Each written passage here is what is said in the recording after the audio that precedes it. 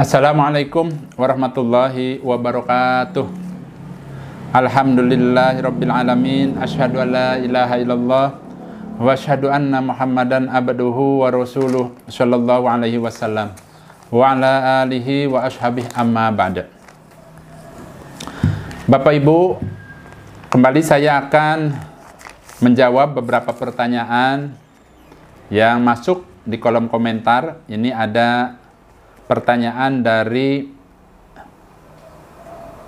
El Aquatik. Ya. Assalamualaikum Abah. Waalaikumsalam. Saya mau nanya, teman saya, dia ingin melaksanakan ibadah umroh, hanya saja dia trauma berat bila naik pesawat dikarenakan ada keluarganya yang pernah kecelakaan pesawat. Untuk itu, mohon bimbingannya agar ada solusinya. Itu yang pertama. Nanti saya bacakan lagi, ada beberapa pertanyaan. Bapak Ibu, memang kehidupan ini terkadang tidak disangka-sangka, ya. Saya juga dulu pernah mengalami yang namanya pesawat mau jatuh. Jadi pesawat itu pada saat menuju ke Madinah, karena memang dari Indonesia itu kan mampir dulu, nginep dulu di Sri Lanka, kemudian melanjutkan perjalanan ke Madinah. Hanya saja baru saja lepas landas, hanya beberapa saat tiba-tiba pesawatnya diam, tidak bergerak. Nah, kemudian lama-lama turun seperti mau jatuh. Nah, itu memang membuat panik, ya. Panik beberapa penumpangnya, ya. Terutama orang-orang yang akan melaksanakan ibadah umroh, karena memang pada saat itu, ya, di dalam pesawat itu banyak sekali yang akan melaksanakan ibadah umroh. Itu juga membuat diri saya rasanya luar biasa takut. Ya. Hanya saja Bapak Ibu, saya mengingatkan, ya, bahwa hidup ini di dunia ini adalah kita ini hanya sebagai pelaku, dalam artian tinggal menjalankan saja. Toh masalah kematian, kehidupan Allah yang ngatur. Buktinya pada saat pesawat waktu itu, ya, sudah turun-turun mau jatuh, ternyata Allah mengkodar, ya, tiba-tiba hidup lagi, berkeliling-keliling, akhirnya mendarat selamat. Itu pernah kejadian seperti itu. Nah, namun kalau memang belum saatnya ajal datang, ya, bisa saja Allah menyelamatkan, dan bisa saja, ya, terkadang seseorang itu, ya, masih hidup, dalam artian umpamanya terjadi kecelakaan pun tetap kalau belum datang ajalnya, ya berarti orang tersebut masih dalam keadaan hidup. Nah, untuk itu, ya, ini saya mengingatkan seperti ini, ya, adalah untuk penyemangat bagi Bapak Ibu, umpama melihat keluarganya, karena ini tadi dia itu ingin umroh, tapi karena ada keluarganya yang kecelakaan pesawat, akhirnya dia takut untuk naik pesawat terbang. Nah, di sini saya mengingatkan supaya jangan takut Bapak Ibu, ya, untuk masalah pesawat terbang, ataupun kita posisi di darat. Kalau memang waktunya celaka, waktunya meninggal, ya pasti celaka dan pasti meninggal. Pasrahkan semua kehidupan ini kepada Allah. Yang penting dalam hidup sekali ini, karena kita di dunia kan hidup hanya sekali, diusahakan minta kepada Allah agar bisa ibadah yang sesuai dengan tuntunan Allah dan diterima oleh Allah. Sehingga kapanpun Bapak Ibu diambil oleh Allah dalam keadaan husnul khotimah, karena sudah beribadah sesuai dengan tuntunan Allah dan Rasul. Jadi intinya, kalau Bapak Ibu umpamanya ada rasa takut karena melihat umpama pesawat jatuh akhirnya tidak jadi ibadah, itu rasanya mungkin kurang.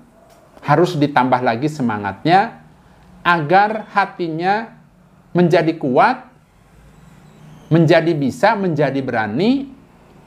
Caranya yaitu dipasrahkan kepada Allah, niatkan ibadah haji ataupun ibadah umrohnya semata-mata karena ingin meraih sukses di akhirat, yaitu meraih pahala sebanyak-banyaknya. Karena jelas Bapak Ibu, bila seseorang itu ibadah di tanah haram, di kota suci Mekah maupun di Madinah, lipatan pahalanya luar biasa Bapak Ibu. Nah, itu yang menyebabkan kalau seseorang itu ingin ibadah menggebu-gebu karena ada keinginan itu, karena lipatan pahalanya yang luar biasa, sehingga pada saat umpama waktunya dipanggil, kita sudah banyak amalannya. Selain itu, Bapak Ibu, saya akan memberikan solusi ini bagi orang yang bertanya itu. Kalau memang sekiranya betul-betul trauma, padahal kan itu belum terjadi pada dirinya. Kalau diri saya pernah terjadi pada diri saya, tetapi tidak menyurutkan untuk tetap beribadah kepada Allah. Jangan takut Bapak Ibu. Ya. Saya itu yang namanya pesawat sudah oleng, sudah mau jatuh. Ya. Itu kalau dikatakan takut, akhirnya takut ya, tapi dikembalikan lagi. Kita kan hidup ini Allah yang ngatur. Pasrahkan saja kepada Allah. Apapun yang terjadi, yang penting tadi kita berharap mati dalam keadaan husnul khotimah. Itu harusnya yang ada di benak kita dalam menjalani kehidupan ini. Nah, kembali ke hal yang tadi. Bila betul-betul memang trauma, dipersilahkan untuk datang ke dokter psikiater. Ya. Silahkan konsultasi dan biasanya insya Allah nanti diarahkan dan lain sebagainya. Ya. Dari situlah mudah-mudahan ada timbul keberanian lagi, ya. Timbul untuk berani naik pesawat. Karena memang umpama nggak ada pilihan ya. Sekarang ini naik kendaraan apa ya? Karena ya umumnya naik pesawat kalau mau umroh. Nah, diusahakan. Nah, mudah-mudahan dengan cara begitu bisa timbul kembali rasa percaya dirinya dan juga supaya perbanyak doa kepada Allah. Ingat, yang membuat orang itu berani itu karena di depan matanya pahala yang luar biasa. Itu yang mengalahkan segala urusan. Biasanya saya contohkan. Pada saat zaman Nabi, orang berbondong-bondong ingin ikut berperang. Itu dikarenakan mereka itu sudah tahu pahalanya. Pahalanya apa orang yang berperang di jalan Allah? Yaitu kalau umpamanya mati berarti mati syahid.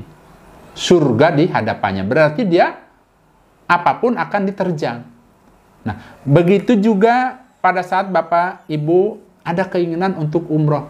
Lihatlah pahalanya pol Bapak Ibu. Ya.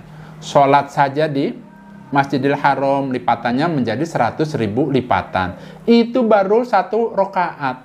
Bagaimana kalau kita umpama tinggal di kota Mekah sampai sholatnya umpama berrokaat-rokaat. Untuk mengejar orang tersebut, umpama kita ibadah di sini, hal yang mustahil. Nah, untuk itu Bapak Ibu, itu baru masalah sholatnya, belum pahala-pahala yang lainnya. Ya, jadi mantapkan hatinya untuk apa? Untuk berani dalam menghadapi kehidupan ini, pasrahkan kepada Allah, perbanyak doa kepada Allah. Itu kuncinya seperti itu. Kemudian Bapak Ibu, saya juga pernah melihat, ya, bahkan insya Allah ada 2 orang yang bertanya kepada saya. Pertanyaannya ada di kolom komentar. Jadi begini pertanyaannya. Pak, bolehkah orang seperti saya yang banyak dosa ini, boleh nggak sih pergi ke Mekah untuk beribadah? Waktu itu saya jawab, ya boleh, silahkan. Bahkan itu sangat baik kalau ibu mau melaksanakan ibadah umroh, perbanyak ibadah, minta pengampunan di sana. Nah, kemudian ada juga orang yang bertanya, Pak, apakah kalau orang yang punya dosa waktu di tanah airnya, kemudian dia melaksanakan umpama haji atau umroh, kemudian orang tersebut apakah langsung diazab di sana? Nah, ini perlu diluruskan Bapak Ibu. ada beberapa video itu ditayangkan, saya perhatikan itu ya. Orang lagi tawaf, itu kakinya ada apinya. Kemudian ada orang lagi tawaf di Baitullah, wajahnya dirubah, digambarnya menjadi binatang. Nah, itu semua tidak benar. Ya. Jadi, kalau Bapak Ibu sekalian melihat video-video yang seperti itu, ya, itu video-video yang tidak benar. Kenapa Bapak Ibu? Ya.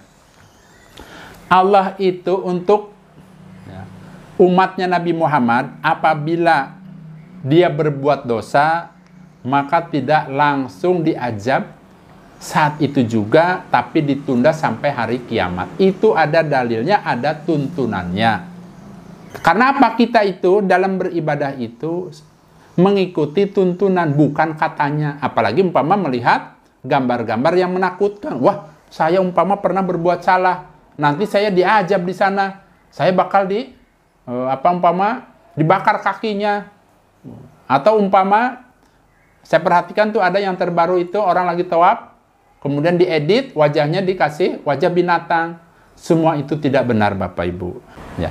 Bahkan Bapak Ibu, ya, yang namanya di tanah suci itu tidak semua orang benar. Dalam artian itu benar itu ada saja orang yang tidak baiknya. Contoh, ya, tempo hari saya sudah buatkan beberapa video mengenai tips agar tidak kecopetan.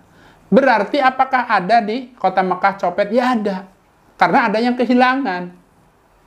Ya, seperti itu. Kemudian apakah ada orang yang menipu? Ada.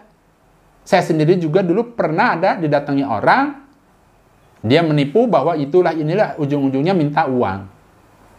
Nah, berarti kalau memang video-video tersebut benar, berarti kan langsung diazab orang tersebut. Ya. Jadi, yuk sama-sama kita arahkan yang benar. Bahwa yang namanya manusia itu pasti berdosa, pasti punya kesalahan. Justru dengan kita datang ke Baitullah, perbanyak amalan di sana karena lipatannya itu begitu besarnya. Silahkan juga minta ampun kepada Allah sebanyak-banyaknya. Mudah-mudahan apa yang saya terangkan ini bisa bermanfaat bagi Bapak Ibu sekalian, terutama yang akan melaksanakan ibadah umroh. Dan bagi yang ada keinginan untuk bisa melaksanakan ibadah umroh, jangan ragu-ragu, datang silahkan ke tanah suci. Jangan takut, jangan khawatir akan diazab di sana. Itu tidak. Ingat ya, itu tidak Bapak Ibu. Ya. Saya rasa itu saja Bapak Ibu. Bila mana ada hal-hal yang kurang berkenan, saya mohon maaf. Bila ada kesalahan, saya juga mohon maaf. Bila masih ada pertanyaan, unek-unek yang ingin ditanyakan, silahkan ditanyakan di kolom komentar. Alhamdulillah, jazakumullahu khaira. Saya pamit. Wassalamualaikum warahmatullahi wabarakatuh.